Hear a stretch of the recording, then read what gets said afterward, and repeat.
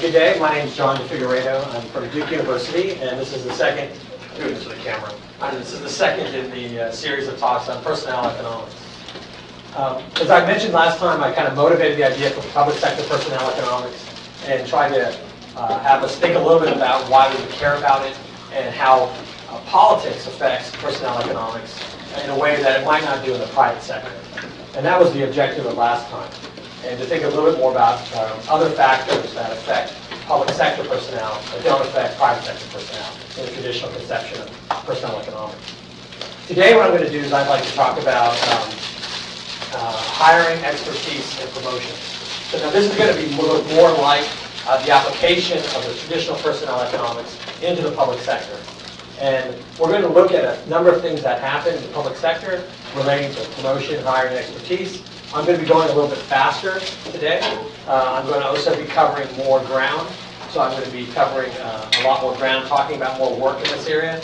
And finally, I'm also going to be showing you a lot of data.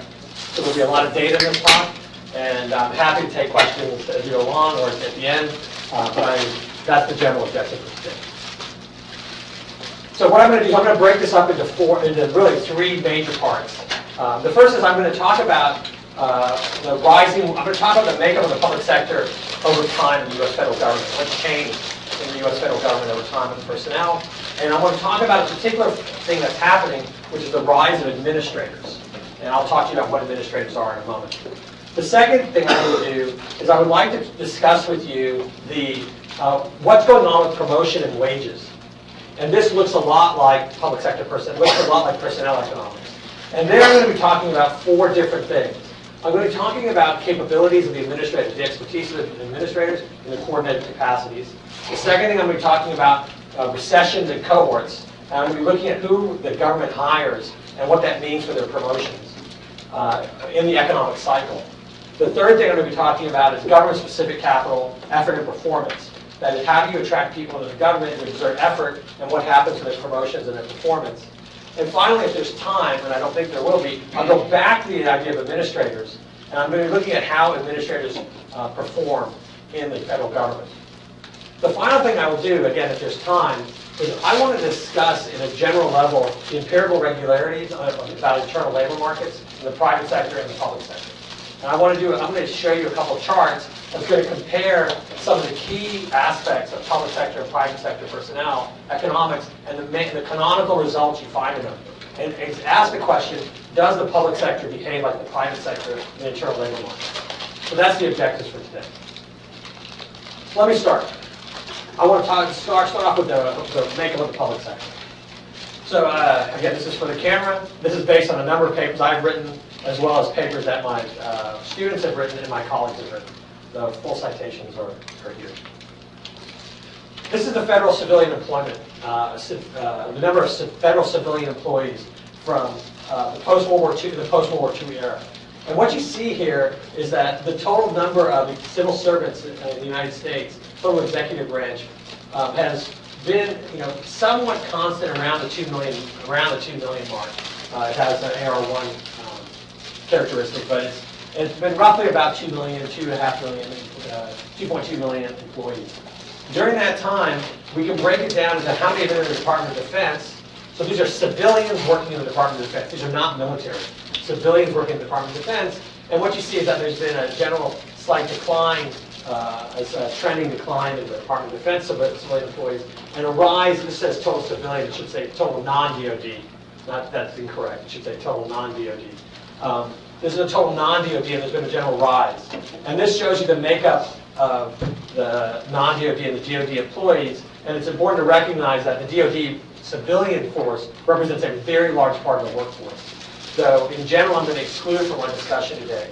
But it's a very, very important part of the workforce. A lot of times when we do studies of personnel economics, we have studies of the military, and we don't have studies of civilian force in the DOD, which is very different. Yes? Are you also including the post office? No, that's a good question, because that's the next slide. So the total number of government employees, if you just kind of say, how many people are on the government payroll? It's about 4.4 million. When you take out the uniform military, it's about 1.6 million. And then you'd end up with 2.8 million civilian employees in the federal government. It turns out the post office is a completely different animal. It operates quasi-independently. It's got a different pension system. It's a very, very different kind of organization. So we pull those people out. We don't have the post office. It's actually not part of the Office of Personnel Management recording system in the main personnel data file. So we pull out 580,000 people. Then I really can't discuss this, but there's some undeclared agencies, sensitive agencies, undeclared occupations. There's a bunch of sensitive stuff going on, and you pull out the non-DOD, the DOD, and what you end up is you end up with about 1.3 million people in our data set. So at any given year, we're looking at about 1.3 million when we take out when we look at the non-DOD people. So I want to give you a sense for what the federal government looks like, and the answer is we are not examining the post office, but I think it's a very interesting organization independently to study. To give you a benchmark, the total civilian workforce is about 152 million, about which 138 are employed at any given time.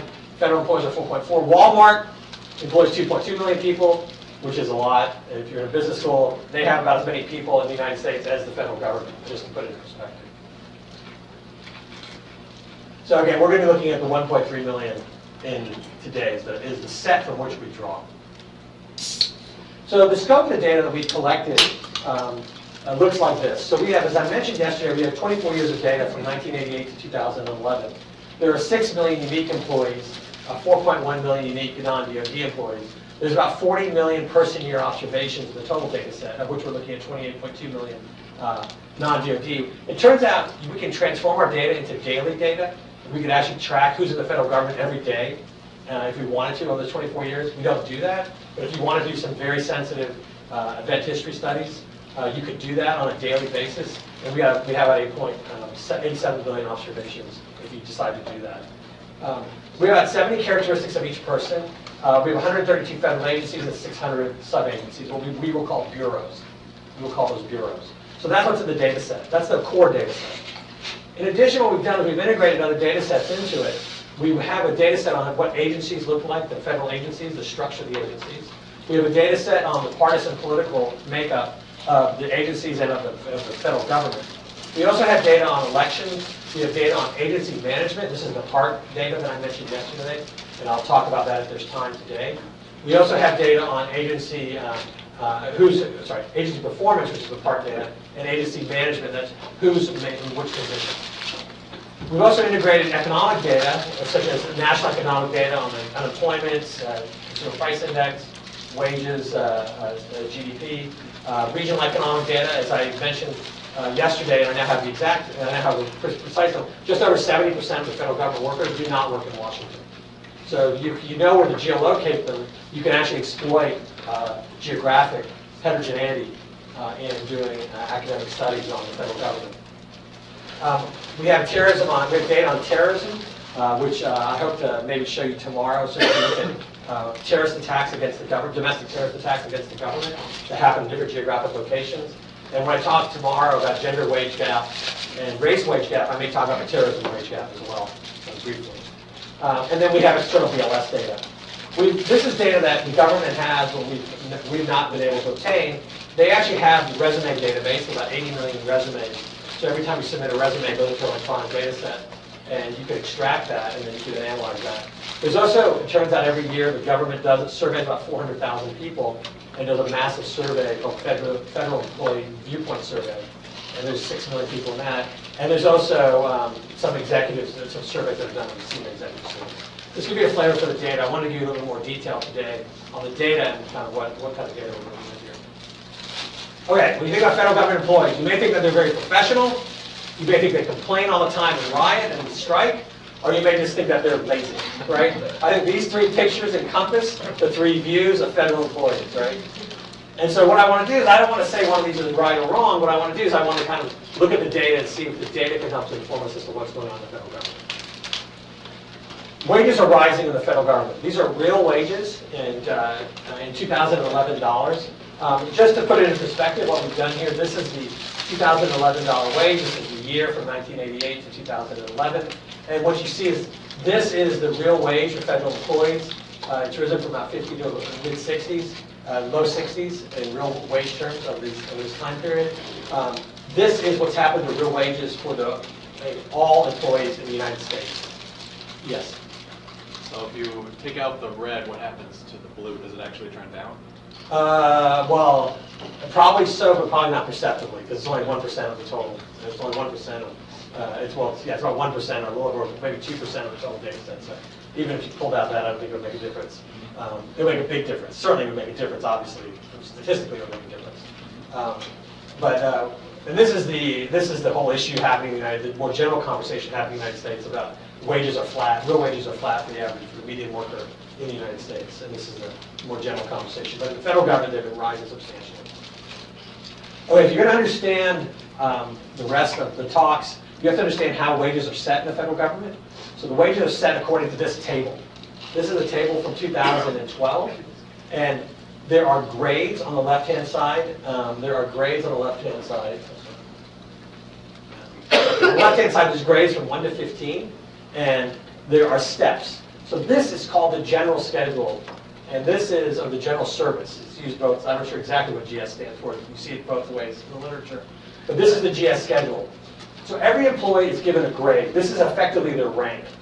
This is their, a move in grade is a promotion. So a move in grade is a promotion. If you come in with a college degree, you come in at a minimum of grade 5. And then you start moving up. If you come in with a master's degree, I think you come in at a minimum of grade 9 or grade 7, depending on what the master's degree is. If you come with a Ph.D., you come in at about grade 11. So there are certain grades, and the grades are promotions. Think of those as promotions. Steps are basically raises within a range. So a step is like a seniority. It's like if I just showed up for work and did my job, I get a step increase every 2 years. If you look at the University of California, this is how they set their salaries, actually, for professors. You're given a grade, you're assistant associate or a full professor, and then you're given steps. And there's 6 steps as assistant professor, I think there's 4 steps as associate professor, there's 10 steps as a full professor.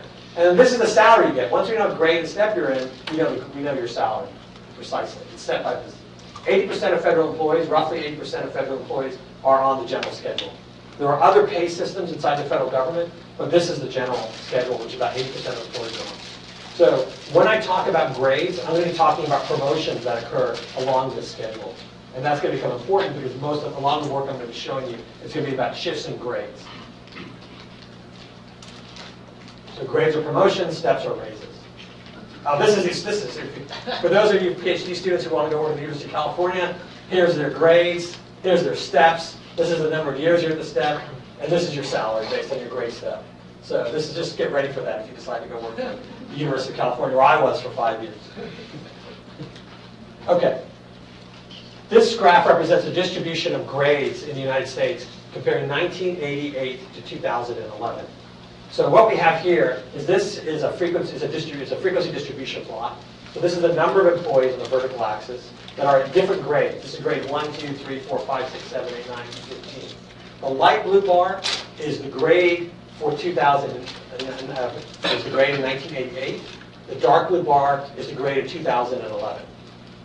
So what you see in just look at the light blue bars, and what you see in the light blue bars, there are a lot of grades 4, 5, 6, and 7 in the government in 1988. And today, and then you saw a second, and then in 1980 you saw a second mode over here in 11, 12. Today what you see is you don't see as much here. What you see is a very peak distribution in 12, 13, and 14. 11, 12, 13, and 14. That is, grades have been rising in the overall grade structure that has been rising in the U.S. government over the past 24 years. This is a kernel plot of that. And this just gives you an idea of what the distribution looks like. This is the dark line is what the grade distribution was in 1988, and the dotted line is what the grade distribution is in 2011. So there has been a lot of grade going on. So I'm going to call this grade inflation. The grades have gone from the low grades to the high grades. Okay, yes. How much of this is compositional versus like people stay in government for a long time, so you're likely when you look at 80 in 2008, there's just going to be more people on the high end versus just intake. Are you bringing people in? We're going to talk about all these things. So this is the phenomenon we want to try to understand, right? This is the phenomenon. I'm trying to convince you that wages are rising. Why are wages rising? The reason wages are rising is the grades are increasing. Okay, so that's the first part of what's going on.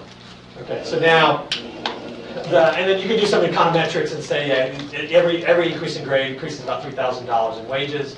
every increase in step only increases you $200 in wages. You can do a lot of econometrics, but the result is basically grades are causing a salary increase. Okay.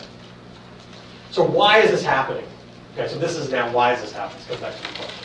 So one reason it's happening is there's the rise of administrators. So what they do is they take different categories of employees. Every employee fits into one of 6 categories. You could be an administrator, a professional, a technical, a clerical, a blue collar, or other. And this represents what's happened to the number of people in each category over time. And what you're seeing here is you're seeing that there's been a decline in the number of, a substantial decline in the number of clerical employees, and a substantial rise in the number of administrators, as well as a small rise in the number of professionals. Maybe it's been kind of constant. But what's happening is clerical workers are declining over this time, and administrators are increasing over time. Okay, so that's important to know. It's administrators who seem to be driving the first change in composition of the workforce. So what is an administrator? An administrator, these are the definitions given by the Office of Personnel Management. But what I want to highlight here is an administrator is a white-collar occupation that involves analytical abilities, judgment, discretion, and personal responsibility. Basically, these guys are managers. Okay? So this is why it's important for the food school that what we're doing is we're taking out clerical people and replacing them with managers. We also see a rise in professional, and this is going to become part of our story. It's not rising that much, but I want to talk about these people because they actually get a lot. They actually make a lot of money, and so you have to kind of keep an eye on these guys. Yes. I really don't want to slow you down, but is it possible that there's just reclassification of people within the same jobs because pay's been rising for high skilled workers and we have this bureaucratic pay structure? So I used to be a clerical person, now I'm called an administrator. Yeah. So I'm going to actually show you that if I get to that's the last part. Sorry, I didn't mean to. No. We actually dealt with reclassifications, and I'm going to show you what's happening with reclassifications. There's some interesting things going on with reclassifications. I will tell you just as a preview, there are career paths which take you from clerical to administrator. You enter a career path understanding you're starting in clerical, and as you get promoted, you become administrator. Others get automatic. You request a reclassification, and you get reclassified. So some are anticipated, and some are less anticipated. So I'm going to show you evidence on reclassifications as well. That's a very good question, which is that someone in Chicago would always want to ask that question. It is strategic, right? My dad was a bureaucrat in DC, he's in your data, and I know how rigid all this stuff is. Professional people are people who are there because of their training, education, and they generally have a higher degree in a specialized field. And so these are people basically like lawyers, scientists, Ph.D.s, master's degrees. They end up becoming professionals. They end up becoming professionals, not administrators. Administrators might be, for example, a contract administrator or a project manager might be an administrator. A professional will be a scientist, a lawyer, someone who has a profession by virtue of their education. Okay, so we're getting more managers, and this is going to become important later on when I discuss kind of managerial abilities. This is the median real wage by employee over time. And the numbers actually don't matter that much. What we're interested in is kind of the trends. If you're in the clerical, blue collar, or other category, the real wage has basically been flat. It's increased only about 1 to 10% over that time period. If you're an administrator or a professional, the real wage has increased 24% for administrators and 35% for professionals. These are real wage increases over the 24-year period. So what's driving that change in wages is not so much these guys at the bottom, but much more those guys at the top. If you think of the total real wage bill by the federal government over time and saying, okay, so we got number of administrators increasing, their wages are increasing fast, you start putting that together, what you find is that the real wage bill for the federal government over this time period has been driven largely by administrators and professionals increasing the administrative and professional categories. Okay, so that's the first part of what I want to say is that wages are rising. It seems to be driven by heavily by these administrators and secondarily by these professionals. But I'm going to be focusing on administrators in this talk. There is one last thing which I want to just highlight, and I won't go into too much depth in this. You might say, oh, well, what's happening is unions driving all this, right? The federal unions are driving all the wage increases. What I want to assure you of is that federal unions are not driving the wage increases. Both legally, unions are not allowed to negotiate wages. They're allowed to negotiate work practices and personnel policies, but they're not allowed to negotiate wages. In addition, in some cases, they cannot even bargain over work conditions. The law does not let them. So there's some laws that set up conditions for employees in certain agencies that say you cannot bargain over work conditions. So there's a whole bunch of laws that prevent it. Plus, if you look at the data, what you actually find is that union worker wages, so the federal union workers are the green line here, federal non-union are the black line. They're paid more and their wages move almost in perfect correlation. So there's not a big effect for unions in wages. And then I've done some other stuff looking at reclassification of union members, but we'll just leave it aside for now. The point is I wanted to say this is driven by choices of the federal government. It's not driven by unions, which is the natural thing to go to. Okay. So, more administrators of the federal government. Administrators are highly paid and have higher fast rising wages. And it's not likely to be done. It's unlikely that unions are driving this. Okay. So what I want to talk about, I want to talk about 4 different. Now these actually represent 4 different papers we've written. So I'm going to try to kind of just go through and describe some of the things that are going on inside the federal government with respect to its personnel. Okay. So with respect to personnel, promotions, and capacity. So the first thing I want to talk about is recessions. As many of the Ph.D. students know, have read a paper. There's a series of famous papers that say if you graduate in recession, it's bad news, right? Graduating in recession causes a permanent wage decrease. Your wages will be lower when you come out, and they will, over 10 years, will not catch up to someone who graduates in a boom. If you take the same kind of people, right? And there was a paper in the Journal of Economic Perspective talking about economics PhDs, and the paper that I want to highlight is a paper by Oriopoulos in 2012, in which he actually studied the entire Canadian population of college graduates through Census Canada. And what he found was that imagine this is the year of recession. This is the year you graduate, which is kind of, and we want to compare people who are graduating in a recession to people who graduate in a boom. So we're just going to compare 2 types of people. And what he found was that this is the number of years after you graduate. We benchmark boom at 0, so we hold their salaries constant at 0, and then we compare what someone who graduates in a recession looks like. And what he found was that if you graduate in a recession, you make 1.5% less than someone who graduates in a boom in the year you graduate, controlling for all the factors. And your wages are always going to be lower. Even 10 years later, you'll never catch up. Right? You'll have a wage disadvantage of about 0.25% on an annualized basis, even 10 years afterwards. So this is a very well-known paper in the AEJ, won the AEJ Best Paper Award, and this is what he finds. So what we did was we said, okay, so what happens in the government? Let's run that experiment and say, what happens to people who are hired in the government? Yes? Are these wage effects conditional on employment or unconditional? This is conditional unemployment. So you look at conditional unemployment. And so what we want to do is we want to say, conditional on being hired by the federal government, what do your wages look like if you're hired in a recession compared to those hired in a boom? So we're doing the exact same study. We're just looking at only federal government employees. And what we find is the black line. So the light line is Oriopoulos. The black line is the federal government. And it's interesting. So what happens is you start off at a disadvantage, but then immediately in year 1, after you've been there a year, you actually are at an advantage relative to those who are hired in a boom. And then you get this wage advantage in the first 3 years. You get a 1% wage advantage, and then you hold it for the next 9. Okay, so there's something weird going on in the federal government compared to the private sector. So the private sector, you graduate in a recession, that's bad news for you for the next 10 years. You make less than everyone else. Your friends who graduated in a boom who are identical to you. But in the federal government, what we find that you actually get a wage increase. So this is the first thing. So what's going on here? So what's happening? So we're trying to figure out what's going on. So we got this result. This is not what we expected. It was completely surprising.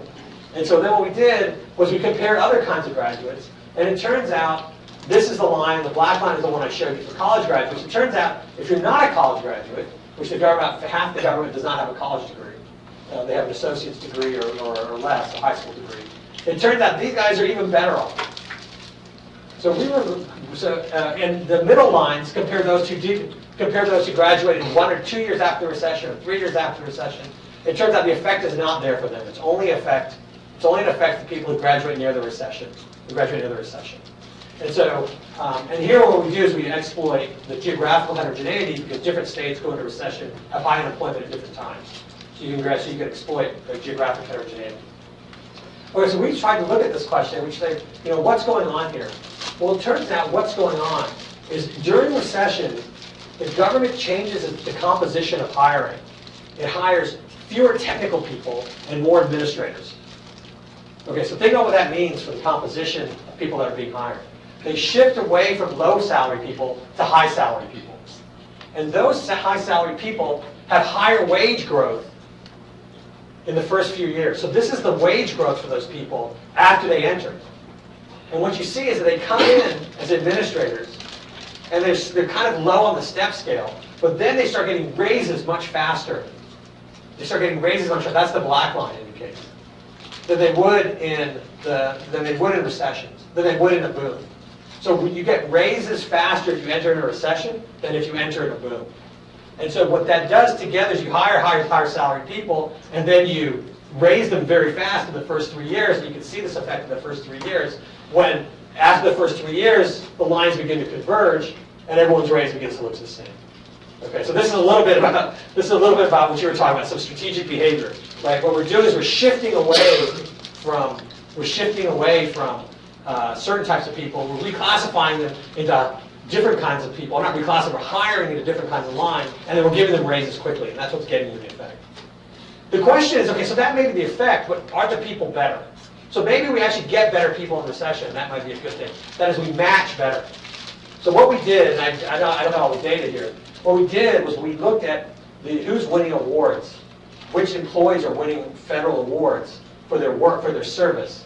Do people who come in during recessions are people who come in during booms? And it turns out people who come in recessions have a higher incidence of winning awards, or special awards. So we don't think that's definitive, but it might suggest that they're getting better matched people who either exert more effort or are better matched for government service in recessions than they are in booms. And those people are being awarded with higher raises when they come in. So this is potentially one mechanism why promotions happen in the government. Promotions happen because of better matching during recessions, which in turn causes you to have a better type of person who either works harder or is better matched. And then what happens is they start getting higher raises. So this is the first. We have a paper on this. So this is kind of the first result. Okay. Let me talk about a second result about capabilities of the federal government, capabilities of employees in the federal government. So this is a paper of a graduate student of mine who's graduating this year, and it's called Coordinate Capacity and Promotions. Actually, his dissertation is called Career Dynamics in the U.S. Civil Service. So what he did was he took all the data and he started looking at occupations. The federal government has defined occupations inside of it. It has 650 different occupations in which it hires into. And what Josh did, is Josh looked at, found this fact. This is just a fact. This is the median salary, and this represents, this is your salary, and this is a density plot, but this is the number of occupations you've held. So if you started off as a data scientist and then you became an economist, that would be considered two different occupations. If then you went from economist to physicist, that would be a third occupation, right? Okay, so what he did was he found a correlation between the number of occupations held and your salary. The more occupations you hold, controlling for your tenure, controlling for education, controlling for lots of things, the more occupations you hold in the federal government, the higher is the median salary. Okay, and what these graphs, what these density plots look like is the median salary. And the point is as you move to the higher number of occupations, your salary starts rising. Okay, so this is a correlation. So he began to try to understand why is this happening, and built a theory based on coordinated capabilities. Okay, so what are coordinated capabilities he's trying to look at? He basically examines promotion in the federal government as a function, that's grades and salary, as a function of coordinated capabilities. So what are coordinated capabilities? So what he's done is he's looked at the skill sets each occupation has. And then he looks and says, how similar are your skill sets to everyone else's skill sets in the organization? Individuals, so let me actually show you, let me give you an example. So what's a skill set? So here's a skill set. So he's done natural language processing to analyze what does a certain occupation have to do, okay? And he basically takes 416 verbs. These are the verbs in the skill sets. And this is an example of some of the verbs. You have to preserve, navigate, negotiate, ensure, instruct. So there's a whole set of things you have to do. And every occupation has a bunch of verbs associated with it. If the verbs appear in more than 100 occupations, he throws them away. Because then it's a general skill. So he looks at what I would say kind of quasi-specialized skills that you have to have. So he says, okay, so let's say you have this using natural language processing. So he takes all the occupational definitions, examines the verbs in them, and says this is a skill set. That's how we're going to decide the skill set. The next thing he does, he says, how are your skill sets connected to everyone else in the organization, in your agency? So here's an example. Suppose you have these skill sets. So you have, or these are, they're not so skill sets, these are like occupations. So you have an anthropologist, a sociologist, an economist, a physicist, a mechanical engineer, and someone called an economist physicist. Okay, these are like finance guys. Okay, okay, so, and then you say, okay, so what skill sets does this person have? So the anthropologist has skill set D, E, and F. The sociologist has skill set B, C, and D. So we look at the verbs in their occupations. And we kind of say, what skill sets? So every letter here represents a verb in your occupation. Okay, so now what we can do is we can first of all define how many skills you have. That's the total number of skills you have. And so what we can do is we can say the physicist has 3, the economist has 3, all these guys have 3, except for the economist physicist who has 5. So they have more skills than everyone else. But then we want to measure connectivity. How connected are you to other people? So what he does is he comes up and he develops a coordinated score. So it turns out the anthropologist has an overlap of D only with the sociologist. So he's only connected to one person. Whereas the economist physicist has A, B, C, G, and H, and that's actually connected to 4 different people. So the economist has the highest connectivity and skill sets relative to everyone else in the organization. And what Josh shows in this dissertation is the higher this connectivity of your skill set, the more likely you are to get promoted. And so he's looking at kind of these coordinated capabilities. The connectivity allows you to coordinate people with different skill sets in an organization and allows you to rise in the organization. That's the general idea of the dissertation. And so, let me see. So he shows the greatest skill set connectivity, the larger promotions in pay and rank, and promotions are significantly larger in bureaus with more unique skill sets to coordinate between them. And so these are some of the results as to what it means, the marginal effect of grade. So if you're in the top quintile of skill sets, the top quintile in a bureau with a lot of skill sets, then what happens is you're much more likely to get promoted. You're more likely, that's the yellow one.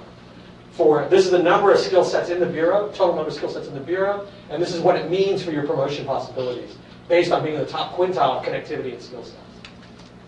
Here he also looks at the deciles in terms of that same graph, but instead of looking at deciles and the result carries through. Okay, so what I want to highlight here, and how does it relate to the talk? So this is kind of independently interesting, but how does it relate to the talk? The idea is that these administrators are likely to have, and we've not been able to kind of map this yet, this is where we are now, the administrators are likely to have higher connectivity and skill sets. And because of that, they are actually probably the ones getting promoted faster and therefore justifying the higher wages. Okay, so that's one of the takeaways on connectivity and skill sets. This is a second paper. A third paper we look at is the government-specific capital and effort in promotions. So this is actually a game theory paper with some suggestive evidence. And what we do is we try to think about your development in government capital. That is, how specific are your skills to the government versus can they be transferred to the private sector? So it turns out a lot of these pay comparisons happen across lots of different occupations. Well, it turns out being a firefighter in the government is a lot different than being a firefighter in the private sector, right? Being a firefighter in the government means you put on a suit and you go and you fight forest fires and you have a high probability of dying, right? I mean, this is a really dangerous job. Being a firefighter in the private sector means that you drive around in a fire truck, you sleep in a fire station, and you go in, and most of your calls are about medical emergencies, and sometimes you have to fight a fire, which is really dangerous. So the jobs are fundamentally, they're really kind of very different kinds of jobs, even though they have the same name, firefighter. And so a lot of times, the skills you develop in one job is not transferable to the other job. And so what we want to do is we want to think about, I should say, I'm not saying firefighter is just a dangerous job overall, okay? I'm not trying to say that being a firefighter is not a dangerous job. Being a firefighter is a very dangerous job. It's just a little bit more dangerous going into the forest to fight a fire than it is fighting a fire in an urban area. Okay, so in order to try to understand a little bit about this, we developed a model. When you think of people's utility functions, you can think of a wage-oriented utility function, so I care about wages. And you can think about mission, what we call mission orientation. That is, I want to do good, or I believe in what I do, I want to create social welfare. That's kind of a mission orientation. And it turns out the term of art in political science is a slacker and a zealot. Okay, it's a bit pejorative, but this is actually written in papers where they talk about slackers are wage-oriented, zealots are people who kind of care about mission. But they are equivalent in skill. So their skills are equivalent, but their goals and orientations are different. Their goals and orientations are different. There's two types of human capital. There's human capital, which is valuable to the government and the private sector, and there's human capital, which is only valuable to the government. Well, if you take these two things and you start putting them together, you can begin to develop a game theory model of who will rise in the federal government, who will get promoted in the federal government. This is an example where skills are only valuable to the government. So imagine that there's a skill that's only valuable to the government. So I'll give you an example. If you are a food inspector, right, you're inspecting food for pathogens, your skills are largely valuable to the government. They're not as valuable to the private sector. Or a better example is air traffic controllers. So if you're an air traffic controller, there's only two people controlling the air in the United States, the FAA and the military. Pretty much no one else is really controlling the air, right? And so your skills are not very valuable. On the other hand, if you're an antitrust attorney, your skills are valuable to the government, but they're super valuable to the private sector, right? And so we're going to look at these things. We're going to try to think about what does that mean for the way people behave if you believe that they're mission-oriented. So people make an initial employment decision as to whether they enter the private sector or the government. And what we're going to look at is people who choose to enter the government. So they get an entry wage, a WC. So people who come in, they get an entry wage, WC.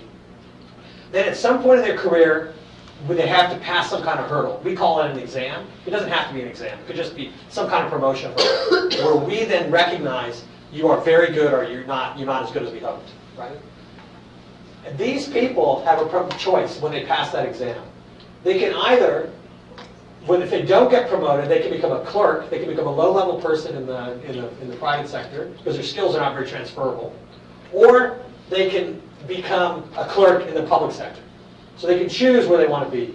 Okay, if they don't pass the exam, they become a clerk either in the private or the public sector. If, on the other hand, they pass the exam, what happens? So let me start over again. There's people who come in with no transferable skills. What happens is they don't pass the exam. So what we believe is we get some signal of their quality. And so if they decide to leave the public sector, they become a clerk in the private sector. Because they're low quality, we decide they didn't pass the exam, so they stay a clerk forever in the public sector. If they get promoted, they have an exit decision. So now they have a visible signal that they're good. And they have a choice. They can either go to the private sector, but remember, the skills are not transferable. So they become a clerk in the private sector. They may become like a high clerk, but they never get to be manager. They're just a clerk. Or they stay and they become a public sector manager at somewhat of a low wage. So the people who decide to head this path and pass the exam, they're the people who are going to be, if you pass the exam here and you're mission-oriented, you become a manager because there are no other options. And you exert a lot of effort to pass the exam, so you've exerted effort and you become a manager. On the other hand, the people who, if you don't pass, then you become a clerk. So what ends up happening in this kind of situation is people who are zealots, who are mission-oriented, what they do is they work hard to pass the exam and they get promoted. They make low wages, but they work hard because they believe in the mission of the organization. They don't have an outside option. The people who end up not being mission-oriented end up slacking, not trying to pass the exam and become a clerk. It's not worth their effort to try to pass the exam. You can contrast that to the private sector. Someone who has skills which are transferable to the private sector. So here you enter at a wage, then you take the exam. Okay, so if you don't work very hard, you're not very good, your options are the same. But let's say you are good. Now we know you're good. So this is like the antitrust attorney. We know you're a good antitrust attorney. You have two choices. Stay in the private sector, go to the private sector and make a lot of money at a high wage, or stay in the public sector at a low wage. And here you get separating equilibrium. What will end up happening is people who are mission-oriented will choose to stay in the public sector and work hard. And people who are not mission-oriented and are wage-oriented will leave and will go to the private sector. So what ends up happening is you can get separating equilibria in a lot of these kinds of situations based on whether people are mission-oriented or not. So what we do is we look at some data, and I'll show you a little bit of data here. Here's two parts of the Department of Treasury. The Office of Public Debt. What they do is they design and execute U.S. Treasury bond auctions. They promote and demonstrate they can effectively execute auctions. So they basically do the bond auctions. So it turns out not many people are running bond auctions. Okay? If you're an expert at running a bond auction, great. We need you in the government, right? Private sector is not running money bond auctions. Okay? Their skills are not transferable. On the other hand, the Office of the Comptroller of the Currency, they regulate banks and financial institutions. In order to be promoted, to get in here and be promoted, you have to pass an exam that says you understand risk management, you understand asset soundness, you understand bank management. So this is a skill which is very transferable, and it sends a strong signal that you know what you're doing, right? This is departure rates in each of these bureaus. The red line is what happens to the Bureau of Debt, the Office of Public Debt. These people are lifers. They're never leaving, right? They either get promoted and are mission-oriented and run the organization, or they're not mission-oriented, they don't pass the exam, they're clerks, but no matter what they do, they're never leaving, right? And then they hit, 30 years of service, and they all retire. You can contrast that to the Office of the Comptroller of the Currency. What happens is this is when they pass the exam, right? They have an exam over here, and by the time they hit 5 years of service, every bank wants them, right? Because they now become not just an assistant bank examiner, but a full bank examiner. And every bank wants them. And what happens is these guys just start taking off. They take off, but then if you are not, so imagine the guys are mission-oriented. So what happens is the guys who are wage-oriented, they pass the exam and they take off. The people who are mission-oriented, they stay, and they become lifers, and they run the organization. So this is data which is consistent with that idea. We don't have data on whether you're mission-oriented or wage-oriented. The same thing happens at, this is the Department of Justice and the FAA. And if you look at the same kind of thing, air traffic controllers, these are people who just like, what am I doing here? I'm going to leave. And then the rest of the guys just become lifers. Air traffic controllers, these guys, they stay forever. Antitrust attorneys take off, wage-oriented. But the people who run the antitrust division are actually tend to be mission-oriented. That is, they can make a lot more money outside, but they stay in the organization. So this kind of explains promotion paths a little bit more as well. Okay. I have a tiny bit of time left, so I have 5 minutes left. But maybe what I could do is talk about this, the reclassifications, what's going on in reclassifications, because I do want to kind of just take a second and talk a little bit about that. Let me come back to this story about administrators. So I'm now coming back to the original story about administrators. So what's going on with administrators? These are administrators, and this is years 1988 to 2011, and this is their age. This is the age of all administrators. This is all federal government employees. I'll do administrators in a second. And what you see is that average age is rising, and these are the new entrants in the federal government. Their average age is rising as well, but they're younger. And not surprisingly, you expect them to be younger.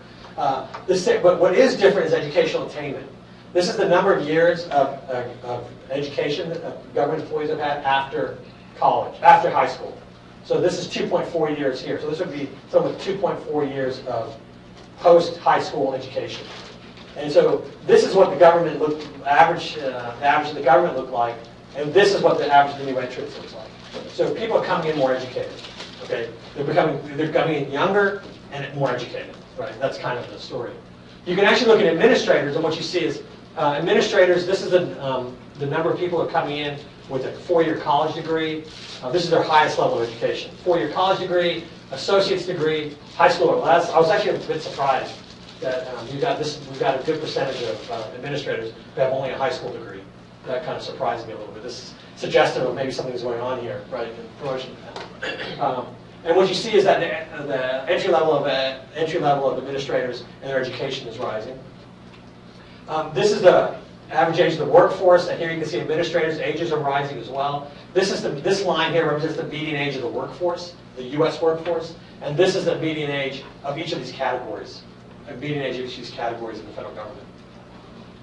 And it turns out age and experience raises your wage. I'll just leave the regressions. These are not causal regressions, they're just correlative regressions, just to kind of see what's going on. New administrators. So we see this rise in administrators, and I've taken out a bunch of slides because I've done a lot of time, but I've kept a few slides in here. This is the percent of administrators that are reclassified. So this was your point, Michael, was, are these guys getting reclassified, or are we hiring in new administrators? So it turns out today, or at least about between 20 and 40%, there's an outlier here at 50, but between 20 and 40% of administrators are new administrators are reclassified that way. Is this reclassifying a person or a job? It's reclassifying a person. Okay, because you could have reclassification of jobs. Yes. So that's included in something else I've done, right? But I'm going to talk about people here. I'm going to talk about people. There are reclassifications of jobs as well. But this is a reclassification of people. So it turns out, about 20 to 40% of people are take the new administrative class in any given year and ask what percentage is reclassified into becoming a new administrator. And it's 20 to 40%. Where are they coming from? It turns out, so this first column tells you where they're coming from. In the total data set, there are 353,000 reclassifications of people to have been, and this is where they came from, and that's what they became. So they're largely coming from the technical field. 197,000 come from technical, and they become administrators. Okay, in the data set.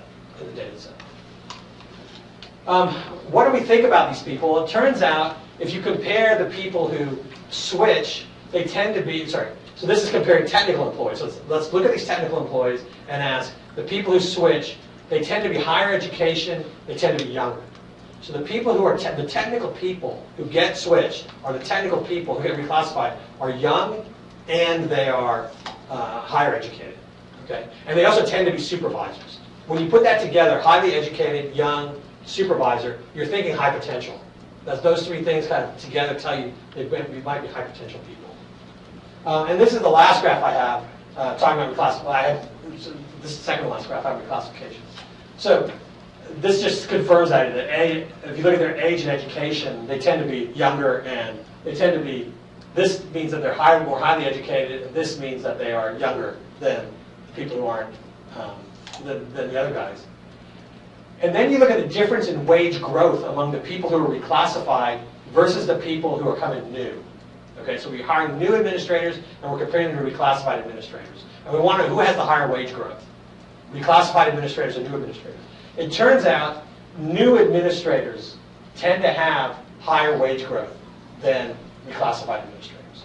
So 0 is the benchmark for reclassified administrators, and this is in the first year they come in, they're paid much higher, and then they converge over time to the same wage growth. That's what this graph is telling you.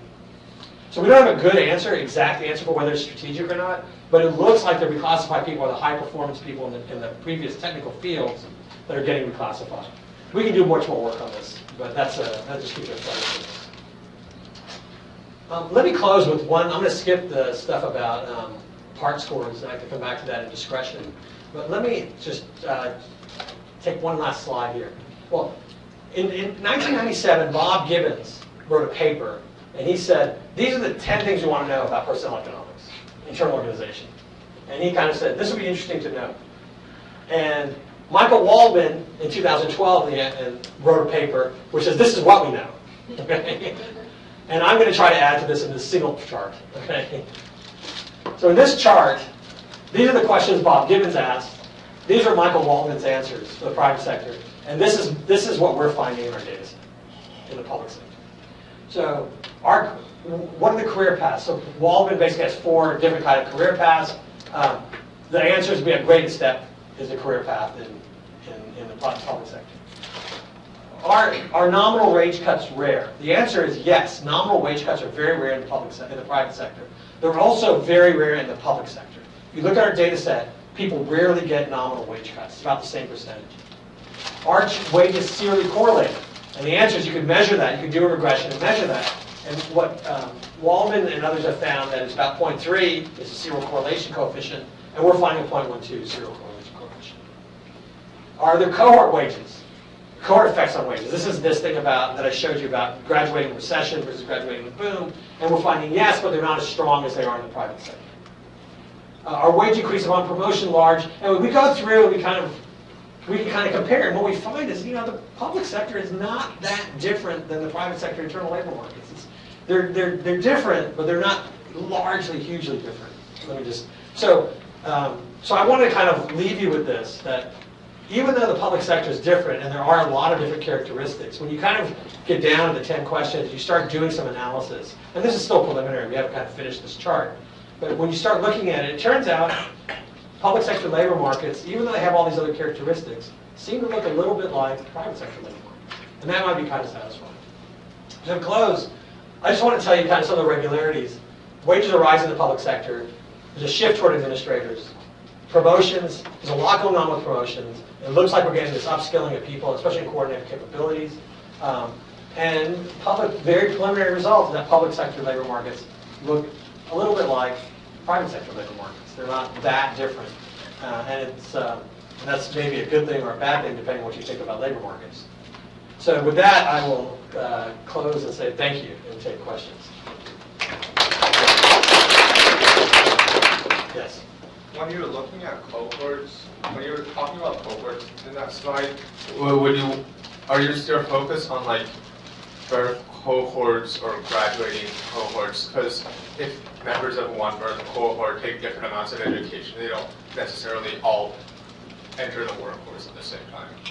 Okay, so when we look at cohorts, and when we show you the first set of graphs, that's a cohort analysis of recession. That's effectively a birth cohort because the age range is really narrow, right?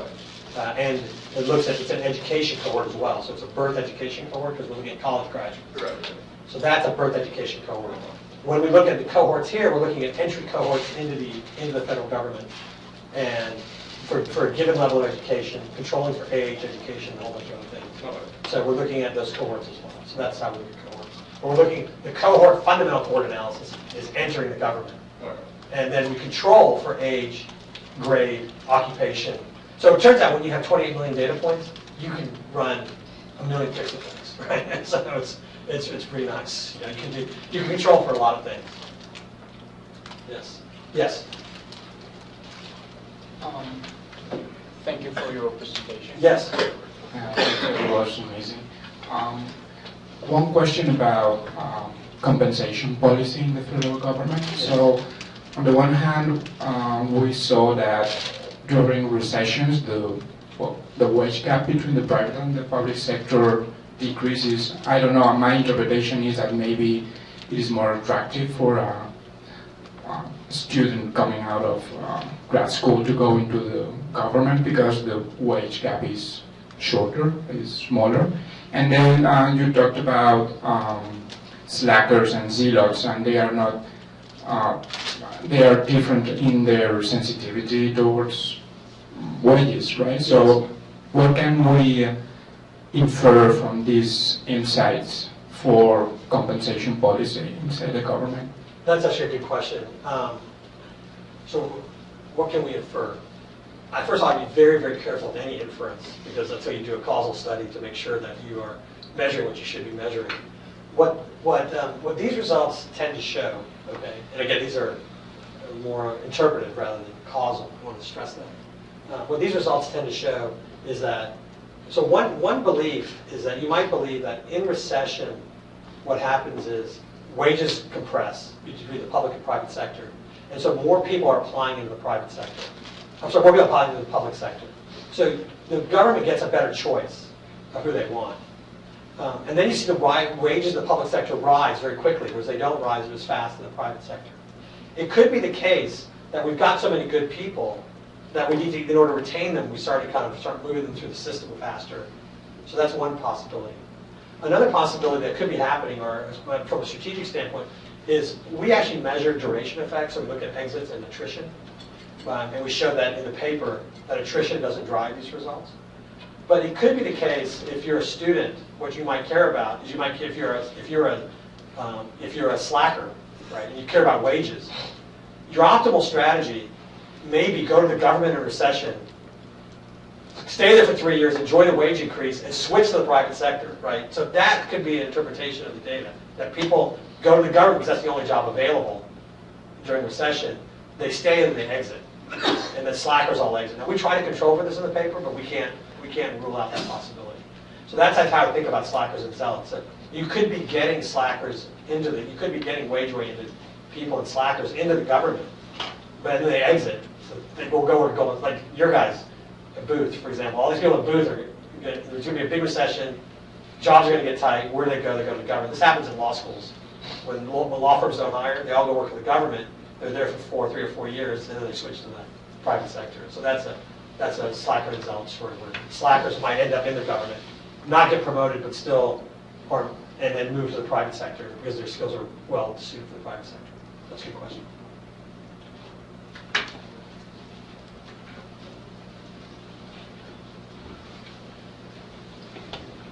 I know there was an article in the Wall Street Journal yesterday. I didn't read it, but the headline was about the student loan forgiveness program. Do you ever see any impact on that in terms of the type of people joining the government, maybe the difference in talent, and then potential impacts? I mean, it's only been 10 years or so since it's been in place, maybe. Yeah, we don't investigate that. When you look at loan forgiveness programs, I think you have to. When you do a study of loan forgiveness programs, I think it's useful to think about what's the magnitude of loan forgiveness relative to that and the timing. So you could imagine a loan forgiveness program forgives 10% of the loan every year. And if you have $150,000 in loans, that's in an undiscounted way, $15,000 per year. So that's the wage differential. So would you be willing to take $15,000 a year at lower wage? Would you really take this job in order to recapture $15,000? Most people who work for the federal government would not qualify for loan forgiveness because the wages are too high. You generally have to go to like a public defender's office where the wages are very low in order to do that. And the wages are so low that $15,000 is only a small part. You have to believe those people are really mission-oriented. They're not wage-oriented. The $15,000, the wage cut is too big to justify that. I will say one other thing there was also another article yesterday on Politico about the Economic Research Service at USDA, and it talked about exactly what I talked about yesterday, which is a bunch of economists have resigned from the Agricultural Economic Research Service, which is basically a pure research arm of agriculture, because they were publishing articles. They claimed that they were publishing articles. Well, they say they were publishing articles that are true. The administration, they claim the administration is pressuring them to resign because the political views of their articles, the results of their articles are antithetical to the political views of our politicians. And so they were getting pressured to resign because of the ideological spread, which is very similar to what we talked about yesterday. I thought that was an interesting article. And it applied to economists, so particularly relevant for this crowd. Let me take the last two questions and then we'll close.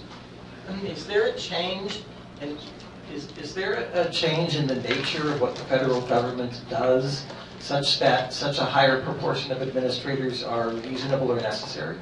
Well, so it's a good question. So the general view is that yes, there's a big change what the federal government does. I think if you were to do a study of automation, for example, it would be very interesting to see the effects of automation. So a lot of times we think automation replaces jobs. In the federal government, what seems to have happened is it switched jobs. It's taken away the clerical jobs and it's replaced them with higher paying administrative jobs, right? And so it's not just that we lose jobs because of automation, we switch jobs because of automation. And what the government now does is the government does a lot more and different kinds of services than it used to, which may be higher value added and require higher skills. So that's the first thing. So there's this automation story. Secondly, concurrent with that, there's this idea that a lot of the government is outsourced now, and there's a lot more contract administration. And so a lot of people are managing projects, managing a bunch of things they didn't used to. The third thing is that with higher regulation, you also might believe that there's more scientists, more professionals, more people who have to have extensive and deep knowledge than they used to have before. And with the government engaged in much higher forms of regulation, you may believe regulation is good or bad, but if you care about the quality of regulation, as Luigi might care about the quality of government, the quality of regulation, you might believe that we need to have higher qualified people to do that. And that may require different kinds of management professionals. I was going to ask about the contract workforce, Okay. but you kind of already did. Right. Okay, well, thank you very much, guys. I appreciate you coming. I'll be talking about the agenda later.